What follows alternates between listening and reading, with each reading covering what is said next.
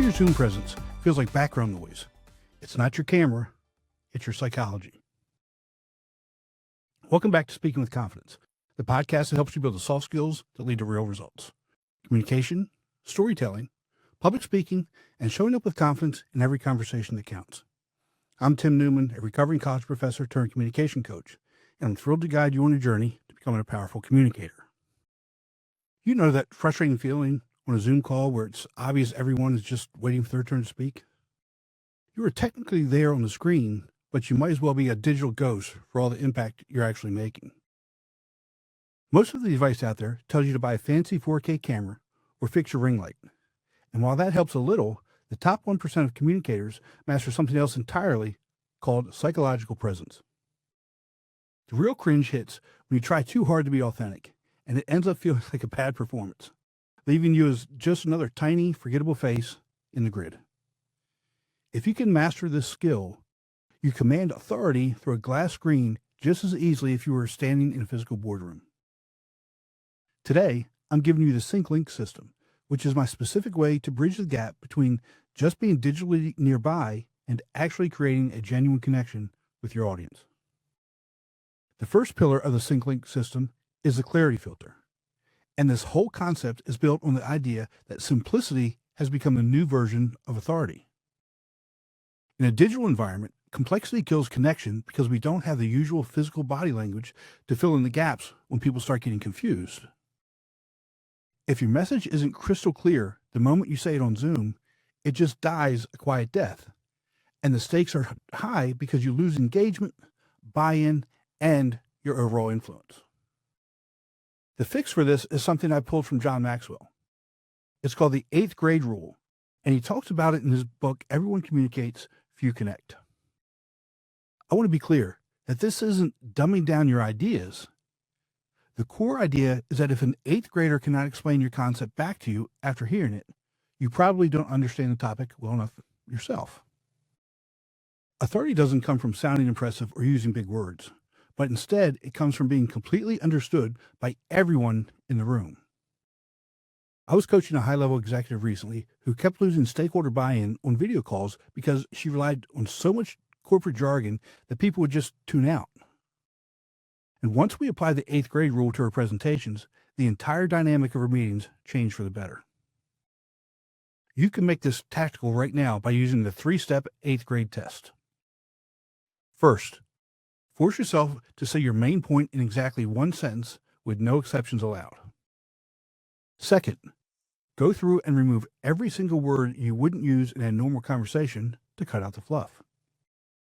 And third, ask yourself if a 13-year-old could teach the same thing to someone else tomorrow morning. If the answer is no, you have to rewrite it, because if your message needs a glossary, you've already lost the room. When my client finally simplified her message, the awkward silence on her calls turned into a real engagement and aha moments almost instantly. She went from being ignored to leading the entire conversation because she chose to prioritize clarity over being clever. This is the foundation of everything, because if people don't get what you're saying, nothing else you do is going to matter. Clarity alone won't save you if the people on the other side of the screen feel like you aren't actually hearing them. You can deliver the simplest, most polished message in the world, but if you look like you're just waiting for your turn to speak, you've already lost the room. And this brings us to the second pillar of the SyncLink, which I call the curiosity protocol. This concept is built on a major distinction from my book regarding the difference between being a connector and a climber. While climbers focus entirely on winning the point or being right, connectors focus on winning the person because they understand the real influence has to be built before it can ever be used. The stakes are incredibly high here, and if you ignore this, you might win a specific debate while losing a long-term ally in a hybrid world where those relationships matter most. To make this work, you have to adopt a mindset Tim Elmore calls the Listen Like You're Wrong protocol, or LLYW for short. It sounds counterintuitive to walk into a meeting assuming you might be mistaken, but is actually the ultimate power move for your reputation. True confidence doesn't come from proving you're the smartest person in the room, but from being secure enough to genuinely consider that another perspective might be better than yours. When you find yourself in a high-stakes virtual meeting, the first step is to hunt for the 10% truth.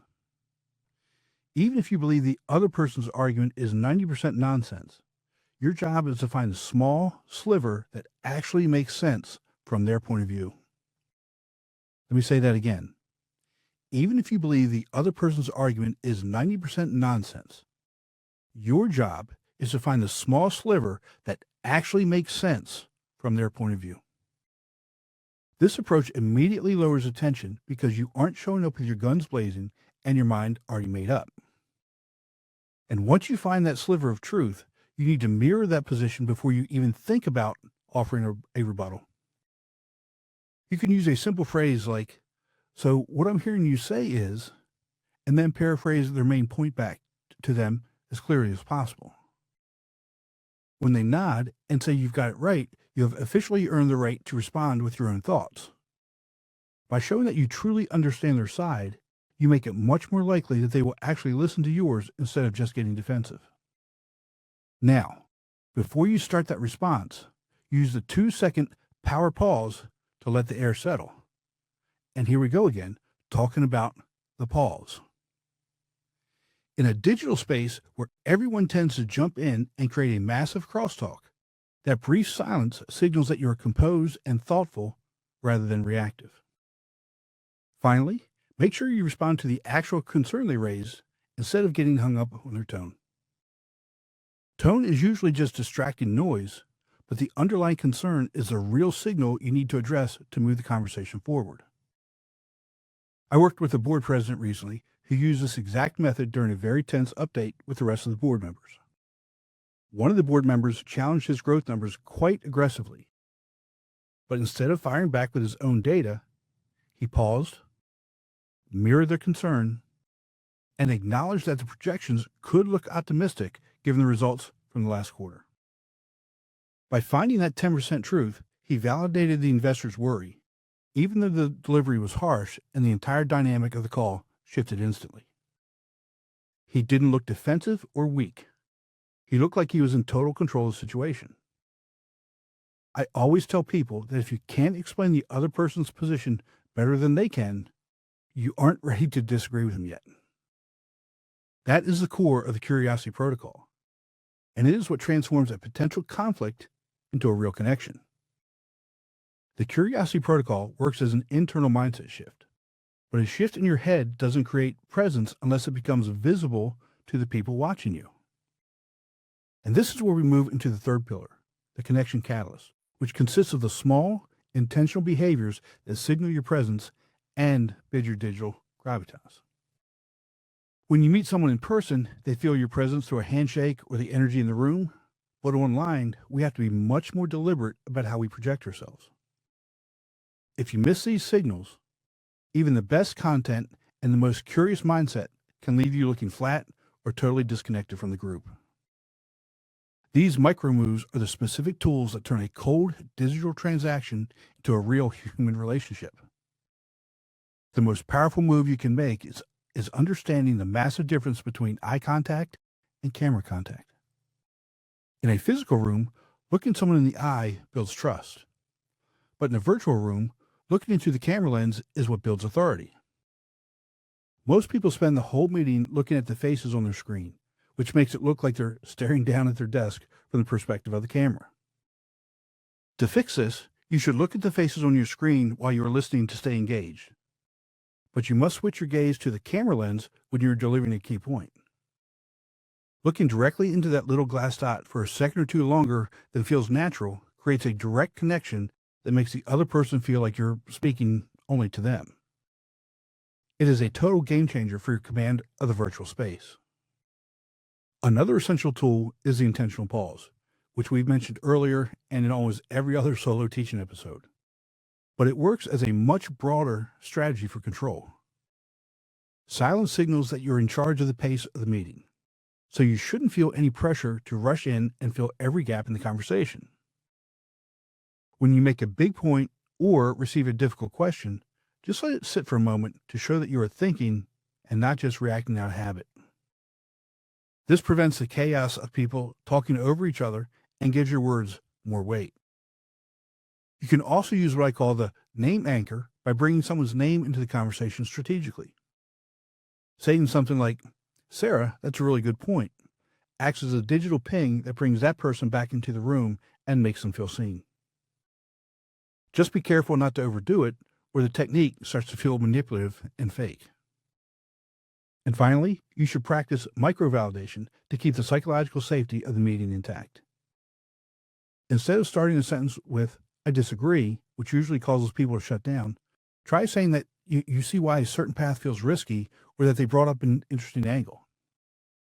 These small adjustments might seem minor on their own, but they compound over the course of a 30-minute call. When you combine steady camera contact with thoughtful pauses and personal acknowledgments, you aren't just dumping information onto a screen.